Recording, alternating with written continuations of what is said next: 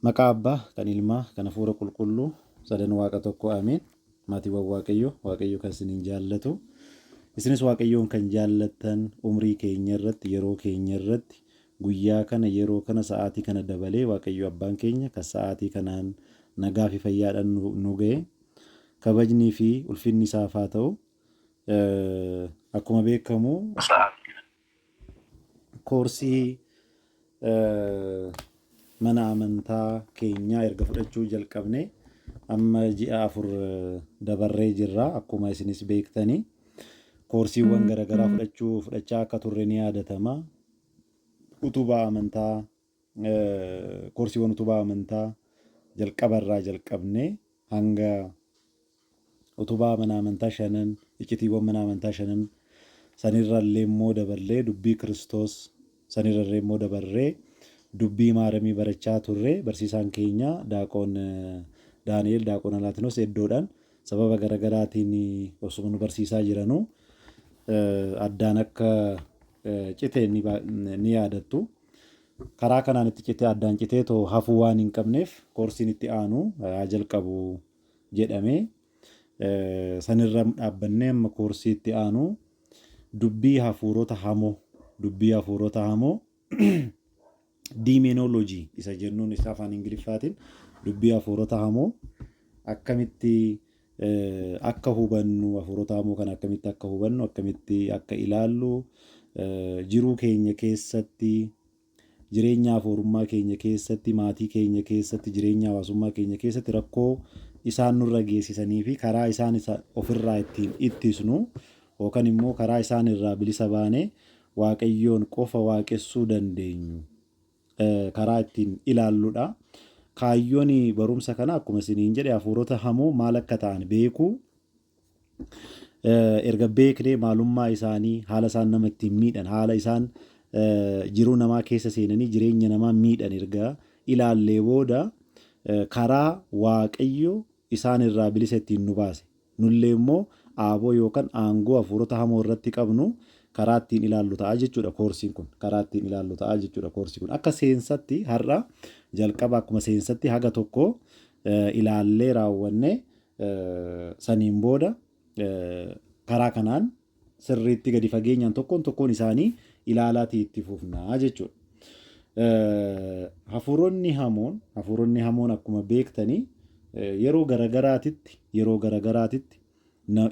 ilmaan namaa hiraarsaa turaniiru. Yoomirraa jalqabee yeroo gannata keessatti haadha keenya Heewaan dogongorsiisanirraa jalqabanii hanga har'aatitti ilmaan namaa dogongorsaa karaa Waaqayyoorraa akka maqan taasisaa karaa Waaqayyoorraa maqsaatii kan turan ta'uu kanuma beektanidha waan ta'eef irra deddeebi'ee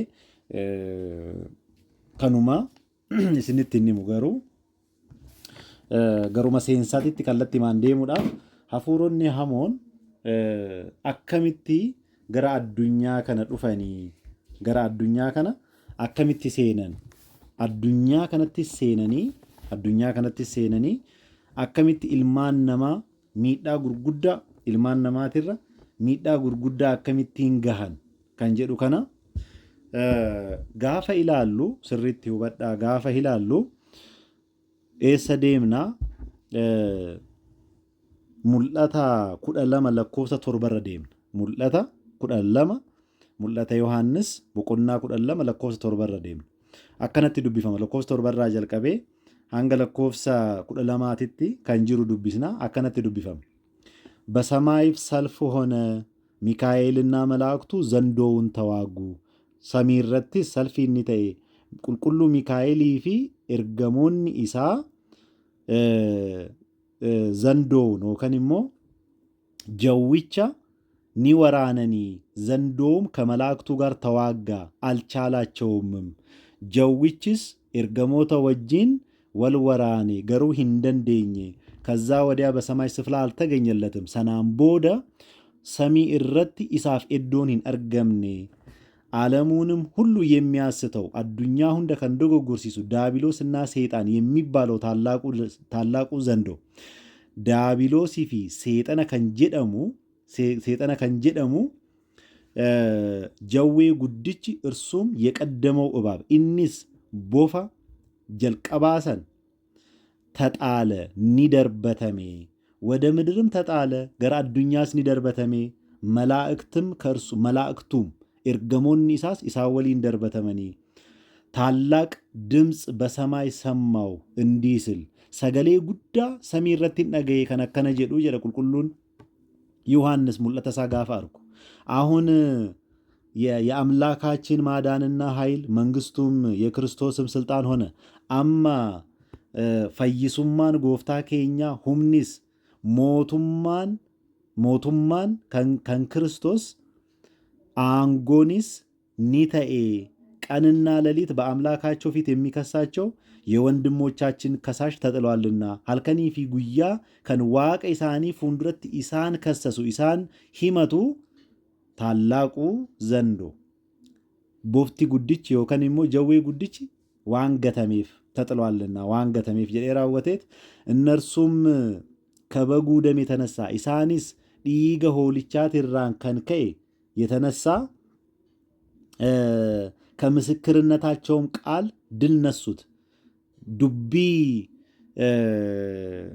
dubbii ምስክር isaaniitirraa kan ka'e yookaan immoo dubbii ragaa isaaniitirraa kan ka'e ኒሞአተኒ ነፍሳቸውንም እስከ ሞት ድረስ አልወደዱም ነፍሴ ኢሳኒቲስ ሀንገ ዱአቲቲ ሂንጃለኔ ሀንገ ዱአቲቲ ነፍሴ ኢሳኒ ሂንጃለኔ ሀንገ ዱአቲቲ አመነመኒ ስለዚህ በሰማይና በውስጡ የምትኖሩ ሆይ ደስ ይበላችሁ ከናፉ ሰሚፊ ከንሲ ኬስ ጅራተን ሁንዲ ገመዳ ለምድርና ለባህር ወዮላት ለፋፊ ገላናፍ ገሩ ወዮ jedhee raawwateet maal jedha ዳቢሎስ ጥቂት ዘመን እንደቀረው አውቆ ዳቢሎስ yeroo xiqqoon akka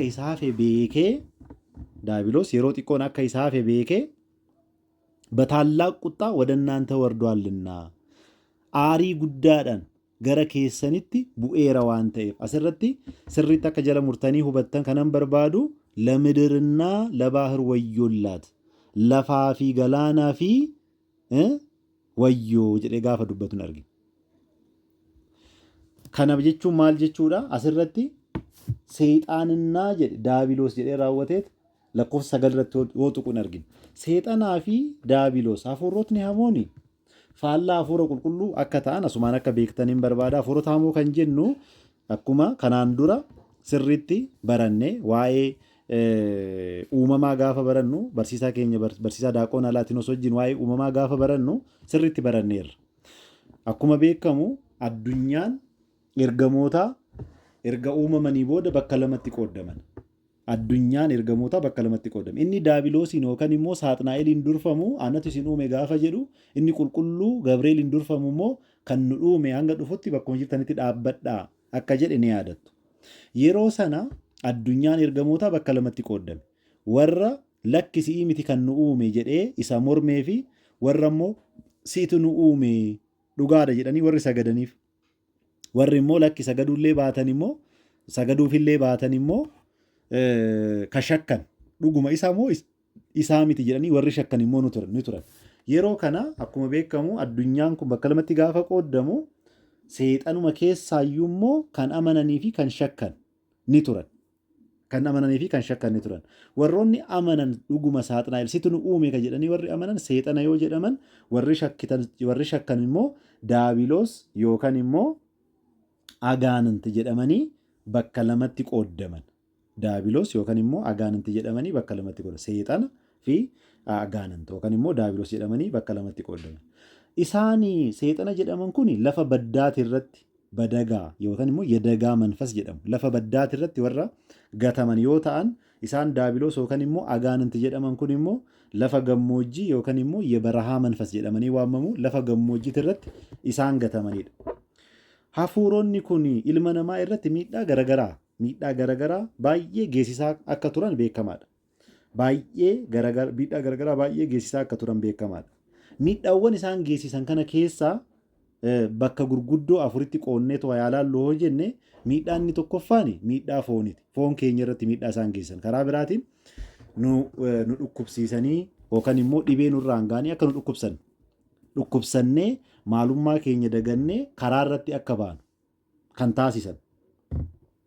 Kana qofaa miti warroonni hafuurota hamoo ta'anii kan foon keenya irratti miidhaa geessisuu dadhaban immoo hafuura jireenya hafuuraa keenya irratti manfasaawii hiyootaachillaa jireenya hafuuraa keenya irratti miidhaa guddaa kan geessisan maal jechuudha? Waa'ee mana kiristaanaa akka hin yaadne, waa'ee kiristaanummaa keenya akka hin yaadne, waa'ee lubbuu keenya akka hin yaadne caluma jennee akkuma jiraannuuf caluma jennee namoonni caluma jedhanii jiraatan hin jiranii. Bataskaanan deemanii iddoo garaagaraatis hin deemanii garuu maal godhu inuma jiraatu akkasumatti calli jedhaniituma jiraatu. So calli jenneetuma akkuma jiraannu nun miidhu nun dhukkubsu garuu immoo jireenya hafuuraa waan jedhamu jireenya waa'ee lubbuu keenya yaadu wanni jedhamu hin jiru. Bakka hin nyaannaa, hin dhuynaa, hin kaanaa, hin rafnaa akkasumatti jiraanna. Akkasitti akka jiraannu kan nu taasisu gartuu lammaffaan. Gartuu sadaffaan immoo jireenya hawaasummaa keenya irratti rakkoo kan fidu. Bakka geenye marattuu rakkoo kan fidu. Namaan waliin gallu. Waan namni dubbate nutti hin ta'u. Ani dubbadhu malee, kiyya fudhattan malee, baxabbaxuudha bakka maratti baxbaacii kan jedhamu. Dhufe immoo akka jedhamnu kan nu taasisu. Dhufe immoo namni kun, dhufte immoo namni tun akka jedhamnu kan nu taasisu. Inni immoo jireenya hawaasummaa keenya irratti rakkoo guddaa kan geessisu. Inni afraffaan immoo manuma keenyatti, maatii keenya keessatti, bultii keenya irratti rakkoo guddaa kan geessise. Jireenya keenya irratti, maatii keenya irratti abbaan manaa haadha manaa wajjin, haati manaa abbaa manaa wajjin akka waliif hin galle. Kana qofaa miti. Walii galtee maatii dhoorguu, obboleeyyan akka waliin galle. Obboleessi obboleettii wajjin, obboleettiin obboleessaa wajjin, obboleessi obboleessaa wajjin, obboleettiin obboleettii wajjin akka waliif hin galle waan garagaraa gochuudhaan gidduu isaaniititti wantoota garagaraa fiduudhaan akka isaan waliif hin galle kan taasisu. Akka isaan waliif hin galle kan taasisu. Kuni karaa gurguddoo afuritti ofii kiyyaaf amma addaan qooduudhaaf yaaleedha jechuudha. Karaan ani ofii kiyyaaf addaan qooduudhaaf yaalee akka koorsii kanaaf ta'utti dhiyeessee jechuudha. So isaan armaan olii kana karaa garagaraatiin ni ilaalla. Garuu mee caqasa tokko duraa haa ilaallu. Waaqayyo gooftaan kitaaba qulqulluu keessatti maal nuun jedhee ture? Maaliifi waa'ee hafuurota hamoo gaafa barannu hafuuronni hamoon kun faallaa hafuura qulqulluuti jenneerra. Hafuuronni qulqulluun yookaan immoo qulqulloonni karaa garagaraatiin nu gargaaraa akka turanii fi nu gargaaraas akka jiran gara fuulduraatti akka nu gargaaran kana qofaa miti. Waaqayyollee waadaawwan gurguddoo nuuf gale keessaa mee tokkoon isaanii keessaa tokko iddoo iddootitti galchaatii haa ilaallu. Raajichi Naahoom akkana jedhee barreessee ture. Kitaaba raajii isaa boqonnaa 1:13 irratti ammallee qambara kee nan cabsaa hidhaa keetis nan kutaa nuun jedha. Maal jedhaa? Ammallee ani waaqayyoon jedha. Ani waaqayyo gooftaan qambara kee nan cabsa hidhaa keetis nan hiikaa jedhee yeroo waadaa nuu galu argina. Garuu waadaa akkasii kana waaqayyo nuu galee osoo jiru hafuuronni hamoon kun karaa akkamiitiin gara ilma namaa dhufanii? Ilmi namaa hafuurota hamoo kana karaa garagaraa karaa gurguddoon lamaan argata. Sirriitti hubadhaa. Karaa garagaraa gurguddoon lamaan argata. Karaan inni duraa karaa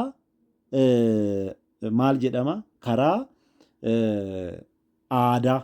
Karaa aadaa jechuun kiyya maatiiwwan keenyarraa gara keenya kan dhufu. Akkamitti? Fakkeenyaaf maatiiwwan keenya mana keessaa callee kan qabanoo ta'e, mana raagduu kan dhaqanoo ta'e, hammachiisa kan nu kennanoo ta'e, booranticha kan kennan kan baasanoo ta'e, karaa kanaan hafuurri hamaa kun nurra bula. Kuni karaa tokkoffaadha. Karaan inni lammaffaa immoo matatii dabtaraati. Matatiin dabtaraa kun akkamitti gara keenya dhufu? Namoonni tokko barnootaaf jedhanii yookaan immoo ulfinnaaf kabajaaf jedhanii yookaan immoo jaalalaaf mastafaaqirii ka jedhamu san jaalalaaf jedhanii deemanii daftaraa bira dhaqanii mattachiisu matatii kana. Saniin booda hoo hafuurri hamaa sun nama tokkorraa yookaan immoo nama hafuurri hamaan irra jiru nama hojjetu sanirraa ka'ee raawwateet garam dhaqaa? Gara ilma namaa kabajamaa kana seenee waan inni barbaadu doon ta'in waan hafuurri hamaan sun barbaadu akka hojjetu taasisa. Fakkeenyaaf amma asuma irratti dubbachuudhaaf maatii keenya keessa namni callee qabu yoo jiraate yookaan immoo namni callee gabbaraa ture yoo jiraate fakkeenyaaf haadha haa ta'u abbaa haa ta'u ijoollee maal gochaa dhufa yooma isaan gadaamessa keessa jiran maatiin karaa kanaan yookaan immoo hafuurota hamoo kana wajjiin takkaa waan rileeshinii uummateef yookaan immoo waliigaltee waan uumeef maal godhaa gara maatii gara ijoollee dhufa. Eessarraa jalqabe gadaamessa keessaa jalqabe sirriitti hubadhaa. Eessarraa jalqabe gadaamessarraa jalqabe. Kanammoo caqasni kanaaf fakkeenya nuu ta'u wangeela Maarqos sirriitti hubadhaa. Wangeela Maarqos boqonnaa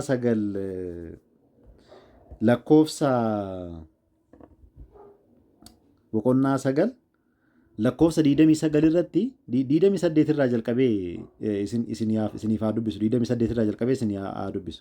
ወደ ቤትም ከገባ በኋላ ደቀ መዛሙርቱ ጉባራ kan ኢየሱስ ጎፍታን keenya gaafateetu jira. ኢየሱስንም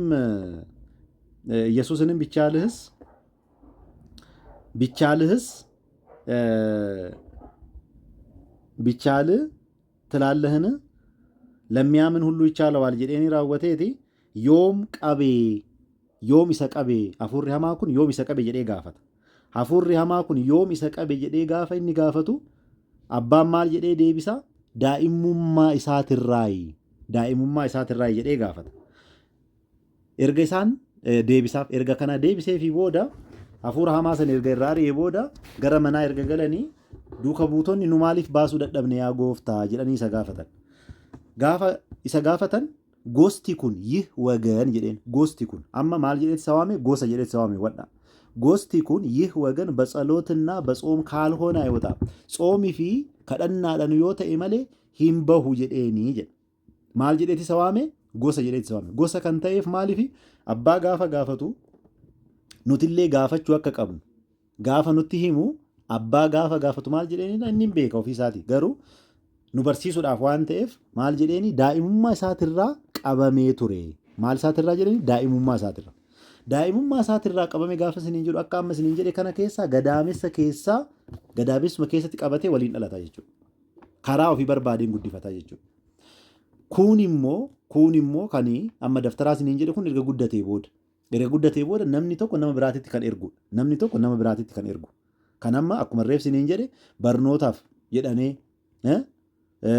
mastafaaqir reef isiniin jedhe yookaan immoo ulfinnaaf kabajaaf jedhamanii kan hojjetaman baay'eetu jira. Namoonni deeman kana hojjisiisan sirriitti waan kana gadi fageenyaan beeku. So hafuuronni hamoon kun amma hafuurri seexanaatii fi hafuurri daabiloos kun karaa kamiin hojjeta? Karoota garagaraatiin hojjeta baay'isoo. Karaa kamiin hojjeta? Maqaa akkamii qaba? Namoota keessatti maqaa bebbeekamoo maqaa akkamii qaba kan jedhu haa ilaallume. Fakkeenyaaf inni tokkoffaan zaarii jedhama. Zaarii jechuun kan waliin dhalate jechuudha. Ayina xilaan jira, matatiin jira, xinqolaan jira, awuda nagastiin jira. Kokkob qoxaarii yookaan immoo kan urjii lakkooftuun jirti, mortuun jirti, mooraa galaac kan jennuuni. Ganaa kan dubbisan, ganaa harkaa hin beeytanii miti harka keenya ganaa isa. Harka keenya gidduu harka keenyaa kana barruu harka keenyaa kana ganaa yookaan barruu harka keenyaa warra dubbisan san qofaa miti. Tsaa'iramoot kan jedhamu jira. Hafuurri shakkituu, hafuurri manaafiqii yookaan immoo hafuurri shakkituu kan jennuun hin jira. Hafuurri dhiiga jaallatu yookaan immoo dhiiga kan dhuguu jaallatu, kan nama hachisiisu, kan nama sagaagalsiisu, kan nama asmaatii hojjisiisu, kan afizaa dangisu yookaan immoo nama tokko bakkuma dhaabetti fuuzoo godheetoo kan teechisu, kan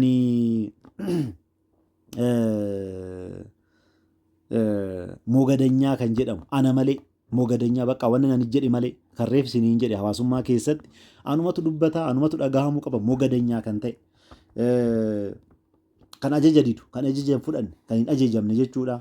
Kan nyaata nama nyaachisu argitanitti yeroo baay'ee miidiyaa kanarratti nyaata gaafa nyaata dorgoman biddeen tokko bakka lamatti kutee yookaan biddeen tokko tokkotti kutee kan liqimsu fa'aa nyaata akkasii dhugaatii kan dhugaasisu yookaan immoo sakkaarii garagaraa kan isa godhu araada garagaraa keessa kan galchu filsifinnaa garagaraa keessa galee filosoofiidhaan amana kan jedhu San qofaa miti xiinsammuu namaa guutumaan guututti immoo fudhatee kan xiinsammuu saniin kara barbaadetti isaan geessu. Kanaafi kan kana fakkaatan karaa garagaraatiin hojjeta. Isaan kunniin karaa seexanni dhala namaa ittiin sakaalee qabee itti taphachaa jirudha har'a.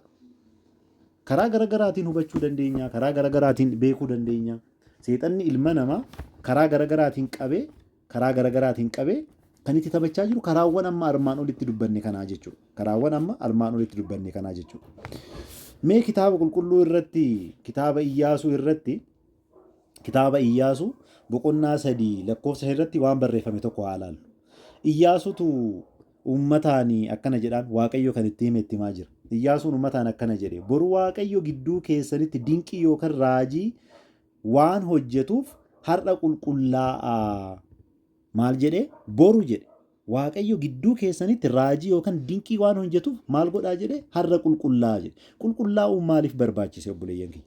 Asirratti sirriitti hubachuun barbaachisaadha. Qulqullaa'uun maaliif barbaachise yoo jettanii Waaqayyo jireenya keenya irratti sirriitti hubadhaa. Waaqayyo jireenya keenya irratti dinqii akka hojjetu barbaanne. Raajiin akka nuuf ta'u, wanti nu gaafachaa turre hunduu akka nuuf ta'u hoo barbaanne kan seexanni dhufee mirga keenya qabe mirga keenya kana ofirraa kaasuu qabna. Mirga keenya kan qabame kan ofirraa gadhiisisuu qabna.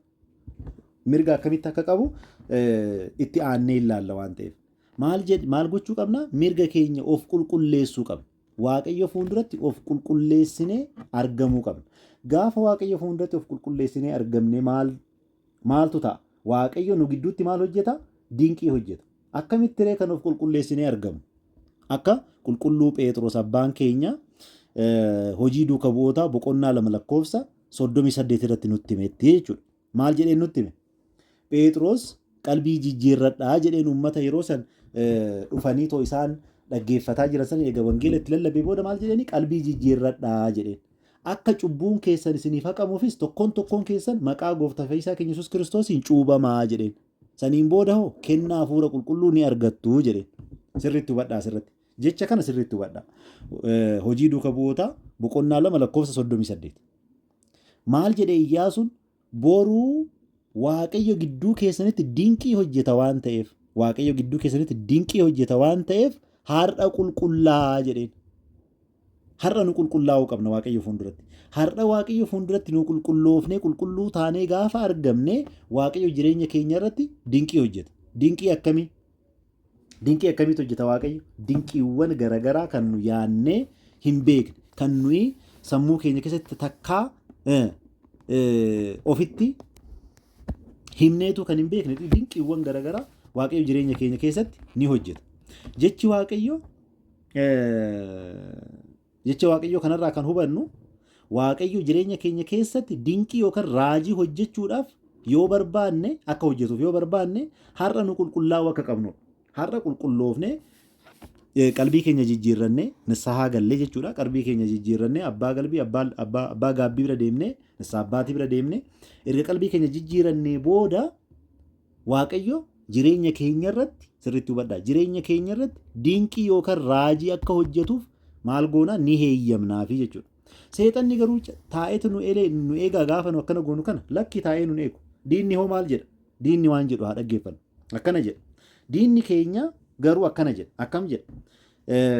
Kitaaba Matsaafa Masaafintoo yookaan immoo Abbootii Murtii boqonnaa 16 lakkoofsa 1 fi 2 irratti akkana jedha.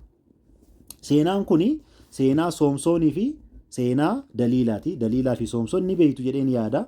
Yoon beeknes ta'e har'a warbartuuni. Soomsoonii Israa'el yeroo gita bittaa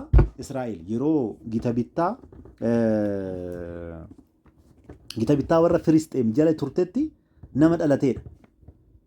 Soomsoon jechuudha. Soomsoon jechuun ifaa jechuudha. Afaan Amaariffaatiin birahaanuu argitanii? Afaan Oromootiin ifaa jechuudha. Soomsoon jechuun hiikni maqaa isaati beekaa. Hiikni maqaa isaa ifaa jechuudha. Garuu maal jedhee ture seexanni ifaa kana gaafa argu? Ifaan kun guddatee yeroo Israa'el bilisa baasuudhaaf jedhetti maal jedhe? Akkana jedhe ilaala. Soomsoon gara Gaazaa deemeeti mana dubartii sagaagaltuu takka dhaqee achitti argame. Yeroo kana warri Gaazaa Filisxeemonni arganii akkana jedhan. Isaanis akkana jedhanii jedha. Ganama barii isa ajjeesna jedhanii halkan sana otoo hin socho'in bulan. Maal godhanii? Magaalaa san marsanii. Hubadhaa sirriitti. Maal yoom isa ajjeesna jedhan? Ganama barii isa ajjeesna jedhanii. Hubadhaa maatii Waaqayyoo as keessatti. Ka ganamaan qabamee kan ganamaan hidhaa seexanaa jala seenee meeqatu jira? Har'a abboonni keenya gurguddoonni odoo jiranuu har'a akkaataa seexanaa jala seenee meeqatu jira? Toleesh. Egaa ka hafuurri Filisxeemotaa yookaan immoo hafuurri waaqa Filisxeemotaa maal jechaa jira? Barsiisaa jiraatatti fufaa. Tole ittaan fufaa. Akkuma beektan akkuma argitan maal jechaa jira hafuurri daagoon eenyu akka ta'e ilaalla. Hafuurri daagoon Filisxeemota irra bulee maal jechaa jira? Ifa Israa'eloonni argatan kana ganama barii ajjeesnaa, ganama barii jaamsinaa jedhee raawwateet qophaa'ee eegaa jira. Argitanii? Ganama halkaniin kaanee, ganamaan kaanee, bariidhaan kaanee jaamsina jechaa jira. Har'a seexanni jireenya namoota garaagaraa, jireenya obboleeyyan keenya garaagaraa, jireenya haadholii keenya, abbootii keenya garaagaraa keessa seenee ganamaan kan jaamsaa jiru meeqatu jira? Akka hubattaniin barbaada sirriitti. Maa inni sirriitti akka hubattaniif namni har'a ganamaan ka'ee caatii qaabu, namni har'a ganamaan ka'ee dhugaatii dhugu, namni har'a ganamaan ka'ee araadawwan garaagaraa keessa seenee kan sigaaraa xuuxu tokko lamaa miti. Maaliif? Ganama bariidhaan isa ajjeesnaa jedhanii maal waan godhaniif? Karaa irratti eegaa waan jiraniif namoonni kiyyoo kana keessa galan sirriitti hubadha. Namoonni kiyyoo kana keessa galan har'a ganamaan ka'anii suusii ofii keessummeessuu barbaadu malee ganamaan ka'anii waaqayyoon galateeffachuu, ganamaan ka'anii kadhannaa godhachuu, ganamaan ka'anii faaruu dhaggeeffachuu, ganamaan ka'anii bagana kan nagaan na bulchite nagaan na oolchi jechuu irra hin jiranii jechuudha. Maaliif? Ganamaan qabamaniiru waan ta'eef. So seenaan kun akkuma isiniin jedhe seeraa Saamsoonii fi Daliilaa yommuu ta'u, seenaa kana keessatti uummanni Israa'el yeroo sana gita bittaa Filisxeem jala ture. Amma garuu Saamsoon dhalateera, ifaan dhalateera. Hubadhaa. Ifaan dhalateera yeroo Israa'el bilisa itti bahan yeroon kun. Garuu immoo akkuma reefsiniin jedhe abbootii murtii boqonnaa 14 lakkoofsa 4 irratti yeroon sun yeroo Israa'eloonni gita bittaa Filisxeemotaa jala turanidha. Hafuurri Filisxeemota irra bulee kun maal jechaa jira? Ifa kana jaraa jaamsina jechaa jira. Ifa kana jaraa jaamsina. Maaliif? Isin Waaqayyo amma ofiin dhiiga ofiitiin bitatee kan ofii isin godhateera. Kan Waaqayyo kan ofii isin godhatee jiru kan ammoo seexanni ganamaaf galgala maal godhaa? Isin irratti mura jechuudha. Ganamaan ka'een isa ajjeesaa jedhee raawwate isin irratti mura. Karaa yoo argate karaa saniin seena. Asirratti wanni isinitti immoo barbaadu tokkotu jira. Obboleeyyan kiyya hundi keessaniyyuu akka hubattaniif. Seexanni karaa yoo argate malee yookaan sababa maatii keenyaa yookaan sababa keenyaa karaa banneefi yoo galee malee akkasumaan galee nu keessatti aangoo qabaachuu hin danda'u. Aangoo kan qabaatu nuti bilisummaa keenya fayyadamne yookaan immoo warri keenya bilisummaa mataa isaanii fayyadame yoo rakkoo nutti fide qofa. Sirriitti hubadhaa. Warri keenya rakkoo nutti fiduu danda'a? Hin danda'a. Fideeralleedha. Maatii baay'ee irratti fideeralleedha. Karaa biraatiin bilisummaa mataa keenyaa fayyadamne ofirratti illee rakkoo hin finna, ijoollee keenya irratti illee nus immoo ijoollee keenya irratti illee rakkoo hin finna jechuudha. Kanaaf hafuurri kun waaqolee torfamaa warri Filisxeem waaqessaa turan keessaa Soomsoon balleessuuf karoora guddaa karoorfatee ture. Filisxeem jechuun maal jechuudha? Filisxeem odoon jedhamanii dura Kana'aan jedhamaa ture uummanni kun. Filisxeem odoon jedhamin tura uummata Kana'aan jechuun Filisxeem jechuudha. Dura Kana'aan jedhamaa turanii ergasii Filisxeem jedhaman. Isaan waaqolii torfamaa garaagaraa qabu, baay'ee qabu. Isaan keessaa baay'ee kan beekamu tokkoffaan Daagoon kan jedhamudha. Daagoon ni beektu. Taabota Tsiyoon yookaan immoo taabonni Tsiyoon yeroo ishiin booji'amtee deemtetti Daagoon wajjin mana tokko keessa akka teechisanii fi Daagoon caccabsitee of kabachiistee akka deebite ni yaadattu kanaan dura. akka deebite ni yaadattu kanaan dura taabota tsiyoon. Daagoon qofaa miti baay'ee beekamaa akka ta'e karaa kan biraa immoo baal kan jedhamu beelzeebul kan jennuun baal kan jedhamullee ilma daagoon jedhameeti kan beekamu daagoon kan jedhamu baal kan jedhamullee kan isaan waaqessaa turan yookaan waaqota tolfamaa isaanii keessaa tokkodha. Garuu daagoon waaqa tolfamaa Filisxeemonni itti fayyadaman yookaan immoo Filisxeemonni yeroo Soomsoon jiru san kan isaan waaqessaa turan waaqa kanadha. Eessatti argannaa amma abbootii murtii boqonnaa 16 lakkoofsa 23 irratti Soomsoon harka isaaniitti erga kenname booda yookaan immoo Soomsoon harka isaanii erga galfatanii booda waan isin ajaa'ibu waaqa isaanii kanaaf yookaan immoo waaqa tolfamaa kanaaf aarsaa dhiyeessaa turan. Aarsaan isaan dhiyeessan immoo aarsaa maaliiti? Aarsaa hoolaa, aarsaa sa'aa, aarsaa midhaan akka garbuu fi aarsaa zayitaa dhiyeessaafii turan. Aarsaa zayitaa dhiyeessaafii turan. Hin beeytu aarsaan kuni akkuma beeytanii aarsaan kuni aarsaan amma dhiyaachaa jiru kuni kakuu moofaa keessatti Waaqayyoon aarsaa kana uummata Israa'eliin naaf dhiyeessaa. Uummata Israa'eliin aarsaa kana naaf dhiyeessaa jedhee uummanni Israa'el sirna qulqulleessaa yookaan immoo sirna qulqullummaa akka isaan luboonni isaan qulqulleessaniif sirna qulqulleessaa keessatti luboonni yookaan leewwonni sirna kana sirriitti maal gochaa turaniiru? Sirna kana sirriitti maal gochaa turaniiru? Itti fayyadamaa turaniiru. Seexanni illee amma waan waaqayyoof godhamu kana akka isaaf godhamu namoonni waan waaqayyoof godhan kana akka isaaf godhan waan barbaadeef maal godhe? Aarsaa kanaa dhiyeessaa jedheen. Aarsaa maali? Aarsaa hoolaa, aarsaa sa'aa, aarsaa midhaanii, aarsaa zayitaa kana akka isaaf dhiyeessan godhe. Daagoon jechuun maal jechuudha? Waaqa tolfamaadha isiniin jedheera. Waaqni tolfamaan daagoon jedhamu kuni maqaalee iddoolee garagaraatitti maqaalee garagaraa qaba. Garuu iddoon inni sirriitti beekamu, iddoon inni sirriitti itti waaqeffamuudhaan beekamu Sumeeriyaanota bakka jedhaman, Foonishiyaanota warra jedhaman, warra Sooriyaa durii, gara Mesopotaamiyaa gara bahaati irratti waaqa tolfamaa sirriitti waaqeffamaa turedha. Waaqa tolfamaa sirriitti waaqeffamaa turedha. Maal jedhaniit ol isa kaasu gaafa ol isa kaasanii dubbatu maal jedhaniit ol isa qabaa turanii abbaa waaqolee tolfamaa abbaa the father of gods yookaan immoo abbaa waaqolee tolfamaa jedhaniit isa waaqessaa turan. Eenyu? Daagoniin jechuudha. Amma hafuura daagoon kanatu amma warra Filisxeemotaa kanarra jira. Yookaan immoo warra dur Kana'aan jedhamanii waamaman har'a Filisxeema jedhamanii warra waamaman kanarra maaltu jira? Hafuura hamaa kanatu jira. Hafuurri hamaan kun maal isaan gochisiisaa jira? Amma ifa Israa'eloonni argatan kana akka balleessan argite? Ganamaan ifa Israa'eloonni argatan kana akka balleessaniif Filisxeemota fayyadamaa jira. Kanaafi ganama barii isa ajjeesnaa jedhanii riphanii kan isa eegaa bulaniif kanaaf akkuma beekamu reefsin isiniin jedhe aarsaawwan gurguddoon dhiyaachaa inni naaf dhiyeessaa jedhe kun kakuu moofaa keessatti kan waaqayyoodhaaf dhiyaataa turanidha. Garuu nuti waaqayyo waadaa akkamii nuu seenee ture? Har'allee namoonni sirriitti hubadhaa. Har'allee namoonni aarsaa kana dhiyeessaniif ni jiru. Har'a namni hoolaa qalaniif ni jiru. Booranticha jedhamee reefu dubbadheen ture. Booranticha hoolaatu qalamaa fi hoolaa qofaa miti lukkuun garagaraatitu qalamaa fi yaada kan sirriitti hubadhaa.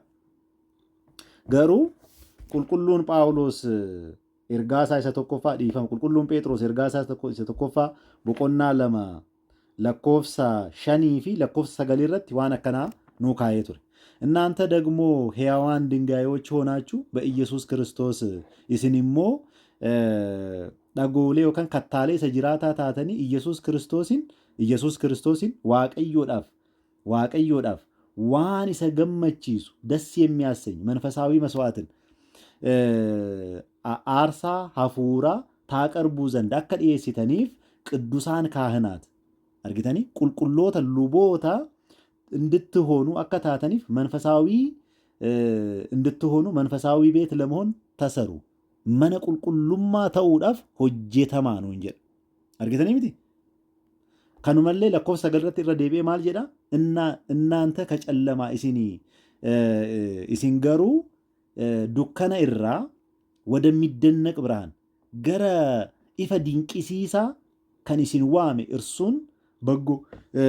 እርሱን የእርሱን በጎነት ዲፈም የእርሱን በጎነት ጋሩማ ኢሳ እንድትናገሩ አከዱበተኒፍ የተመረጠ ትውልድ ዳሎተ ፊለሜ የንጉስ ካህናት ሉበ ሞቲቻ የንጉስ ካህናት ሉበ ሞቲቻ ቅዱስ ህዝብ ኡመተ ቁልቁሉ ኢሳፍ ጎሳ አዳቲ ኢሳፍ ማሊዳ jedhe gosa addaati akkanatti waammamne waaqayyo karaa kanaan nu kabajeet nuti immoo lakkii kabajni kun nuuf hin ta'u kabaja kana ofirratti qabachuu dadhabne ganamaa galgala hojii seexanaatiin nama obboleessa keenya obboleettii keenya maatii keenya ganamaa galgala seexana namatti erguudhaan hojii seexanaatiin nama hiraarsaa jirra jechuudha. Hojii seexanaatiin nama hiraarsaa jirra jechuudha.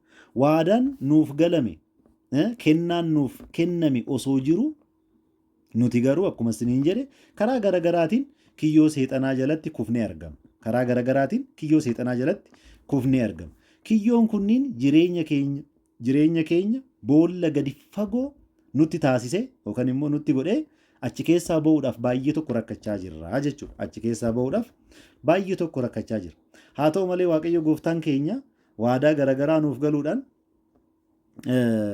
nuuf galuudhaan isa ammoo beeknee akka jiraannuuf jalqaba raajotaan itti aansee immoo wangeelaan mataan isaa wangeela bira immoo kan hiikanii nuuf barsiisan immoo duuka bu'oota isaatiin sirriitti nutti himee jira. Waadaawwan gurguddoon nuuf galaman keessaa waadaan inni guddaan nuuf galame kan Maarqos 16:17 irratti barreeffamedha. Maarqos 16:17 irratti barreeffamedha. Maal jedhee barreeffameera? Maqaa kootiin seexana ni baastu jedhe. Maaliif? Yoo amantan warroonni amanan mallattoowwan kun isaan duukaa ta'u jedhee raawwateet maal jedhee maqaa kootiin seexana nu baastu. Nuti har'a maqaa gooftaatiin seexana baasuu miti nutoo bultoo seexanaa taane feenee seexana ofitti finnee karaa nuti barbaannu doon ta'in seexanni karaa ofii isaatii barbaaduun akka nu masaku carraa kennineefi jira. Lammaffaan afaan haaraadhaan ni dubbattu jedhe. Afaan haaraadhaan ni dubbattu kan jedhame kana har'a argaa jirtu afaan haaraadhaan jedhame afaan namni beeku afaan haaraadhaan kan jedhame sun gara biraatitti naanna'ee har'a namoonni karaa ittiin dogongoran. Hafuurri hamaan namoota keessa bulee hafuura qulqulluutu nu bira jira jedhanii namoota hedduu akka ittiin dogongorsiisan carraa kenne malee hafuura kanaan yookaan immoo afaan haaraa kanaan dura kiristaanonni fayyadamaa turaniiru ittiin barsiisaa turaniiru eeyyen amma garuu hafuurri hamaa kun ofii isaatiif daayivert godhate akka reefu waliin jenne yookaan immoo akka reefu haasofne aarsaawwan waaqayyoodhaaf kakuu moofaa keessatti dhiyaataa turan anaaf dhiyeessaa jedhee ofitti daayivert akka godhate amma immoo maal godhee sirriitti hubadhaa hafuura qulqulluu waaqayyo warroota amananiif kenne kana daayivert godhee raawwateet afaan haaraadhaan dubbattu jedhee afaan hin beekamne akka namoonni kana keessa galanii dogongoran karaa irratti keellaawwan garagaraa kaa'ee namoonni akka dogongoran taasisaa jira jechuudha irra seexan. Maaliif? Isaaf waan bitamneef karaa isaatirra waan deemneef. Bofa ni qabdu harkaanii jedhe. Warroonni kun garuu bofa ni baqatu beeka. Bofa harkaan hin qaban. Maaliif? Bofti takka marzii qabdi nama ajjeesti. Marzii san keessa seenuu waan hin barbaanneef bofa ni baqatu. Garuu waadaa nuuf galame keessaa waaqayyo waadaa nuuf gale keessaa tokko yoo natti amantan bofa harkaan ni qabdu homaa isin hin godhuu jedhe. Kanammoo qulqulluu Phaawulos akkuma beektan hojii duuka bu'ootaa keessatti bofa butii harkaan gara ibiddaatti gadi naqee homaa isa hedditus homaa akka isan goone barreeffamee ni arginaa jechuudha. Barreeffamee ni argina. Kana qofaa miti. Osoo waan nama ajjeesuyyuu dhugdanii isin hin miidhuu jedhe. Kanammoo abbaan keenya wareegamaan qulqulluun Goorgisiin gadilii isaati irratti barreeffamee jira. Marzii obaasaniiru. Garuu homaa isan goone. Maqaa gooftaa fayyisaa keenya Yesuus Kiristoosiin eebbisee hin dhuge homaa isa hin goone. Kuni warroota amanan mallattoo isaaniif kenname ture. Karaa biraatiin harka keessan dhukkubsattootarra ni keessuu jedhe. Hubadhaa. Harka keessan maalirra ni keessu? Dhukkubsattootarra ni keessu. Isaanis ni fayyuu. Kuni amantootaaf kan kenname ture. Hubadhaa. Maaliif kan kenname ture? Amantootaaf kan kenname ture. Har'a seexanni daayivert godhee karaa ofiititti namoota egaa karaa ofiitirra deemsisee booda maal gochaa jira? kanaanis anis na fayyisa anis akkana nan godha koottaa fayyinni jira piroogiraamii fayyinaati har'a jedhanii namoota akkuma reef jedhe keellaa garaagaraa kaa'anii mana qulqullummaa ishee qulqullittii tana mana qulqullummaa ishee tokkittii tana namoonni akka hin arganneef akka hin beekneef karaarra keellaarra kiristoosiiwwan sobaa garaagaraa kaa'ee namoonni akka dogongoran taasisaa akka jiru hundi keessanuu ni beektu. Kana qofaa miti waaqayyo abbaan keenya kakuu moofaa keessatti raajotaan isiniin jedheera. Fakkeenyaaf seera keessa deebii boqonnaa 10 seera keessa deebii boqonnaa 10 lakkoofsa 25 irratti dhiifama. Seera keessa deebii boqonnaa 7 lakkoofsa 6 irratti wanni akkasii barreeffamee jira. Waadaadha beekaa. Waadaa jalqaba irraa jalqabee nuuf galamaa dhufe. Waaqayyoo waadaa gurguddoo nuuf galaa dhufe keessaa tokkodha. ለእግዚአብሔር ለአምላክ ለአንተ ቅዱስ ሕዝብ ነህ። ዋቀዮ ጎፍታ ኬቲፍ አቲ ኡመተ ቁልቁሉድ ውበዳ ዋቀዮ ጎፍታ ኬቲፍ አቲ ኡመተ ቁልቁሉድ በምድር ፊት ከሚኖሩ አሕዛብ ሁሉ ይልቅ ለእርሱ ራስ ሕዝብ ትሆንለት ዘንድ አምላክህ እግዚአብሔር መረጠህ። ኡመታ ወከኒሞ ኦርሞታ አዱኛ ከነረ ጅራተን ሁንደዩ ኬሳ ኢሳኒፍ መታ አከታቱፍ ዱርሳ አከታቱፍ ዋቀዮ ጎፍታን ኬ ሲፊለቴ ጀ አቲ ማሊዳ ጀዴ ኡመተ ቁልቁሉዳ ጀ ቁልቁሉማ ከናን አከ ጅራኑፍ ዋቀዮ ከንዋን ቁልቁሉማን ኩን ገሩ ኑፍ ተኤራ ኑቲ ኦፍ ቁልቁሉማ ከነ ፍረቲ ቀበኔራ ሁንዲ ኬኘዩ ኦፋ ጋፈኑ ጀቹ ኦፋ ጋፈኑ ከነ ቆፋ ሚቲ ራጂቸ ኢሳያስ boqonnaa 62 lakkoofsa 12 irratti illee jechi akkana jedhu barreeffamee ni argama. Akkana jedha እግዚአብሔር የተቤዣቸው የተቀደሰ ሕዝብ ብለው ይጠሯቸዋል። አንቺም የተፈለገች ያልተተወችም ከተማ ትሆኛለሽ። እግዚአብሔር የተቤዣቸው ዋቀዮ ከኒሳን ፈይሴ ከኒሳን ኦልፈቴ የተቀደሰ ሕዝብ ብለው ይጠሯቸዋል። ኡመተ ቁልቁላ ጀደኒ ኢሳን ዋሙ ሲሌሞ አከሱማ ዋቀዮ መጋላ በርባደምቱ ጎዴ ሲኦልፈቴ ጀ ኩኒ ዋዳ ኡመተ እስራኤሊፍ ሀርደሞ ኑፍ ከነሜ ከነሞ ከራ ብራቲን ቲቶ ረቲ አከነ ጀዴ ዱበቴራ ቲቶ ቦቆና ለመለኮፍሰ ኩዳፉር ረቲሞ ወና አከሲቲ በረፈሜ ጅር መድኃኒታችንም ከአመፅ ሁሉ እንዲቤዠን ቆርቺ ኬኛስ ወንቶተ ገረገራ ጋሪ እንታኒ ሁንደራዩ አከኑ ኦልፈቱፍ መልካሙንም ለማድረግ ዋን ጋሪ ሶጀቹዳፍ የሚቀናውን ገንዘቡንም የሚሆነውን ህዝብ እንዲያነጻ አከቁልቁሌሱፍ ስለ እኛ ራሱን ሰጥቷልና ዋኤ ኬኛፍ ኦፍ ደበርሴ ኬኔራ ዋቀዮ ከራ ከናን ኦፍ ደበርሴ ኬኔ ኑ ከራ ከናን ኑ ኦልፈቴ ኑቲሞ ማልጎቹት ጅራ አመሌ ስርቲ አስረቲ ከኑበኑ ከራ ኬኛ ከራ ሴጠና ያደ ኬኛ ያደ ሴጠና ሆጂ ኬኛ ሆጂ ሴጠና ጎኔ ፌኔ ከራ ኬኛን ማልጎቻ ጅራ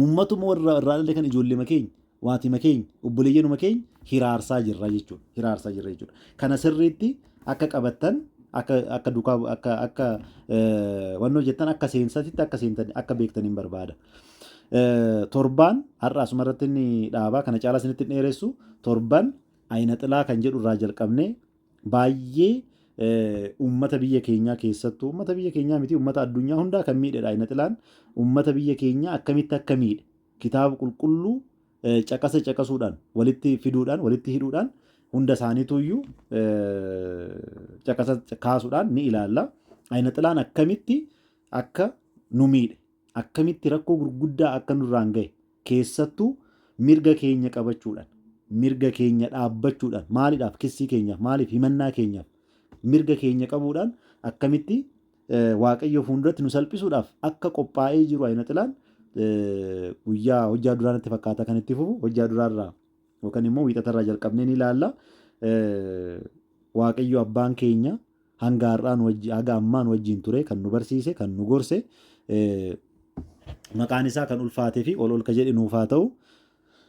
Nutis kan dhageenye firii gaggaarii 30 60 100 jalaa buufannee waaqayyo waammattuu maqaasaa dhaaltuu mootummaa isaa akka nu taasifatuuf jaalalaa fi eeyyama isaa nuuf haa ta'u.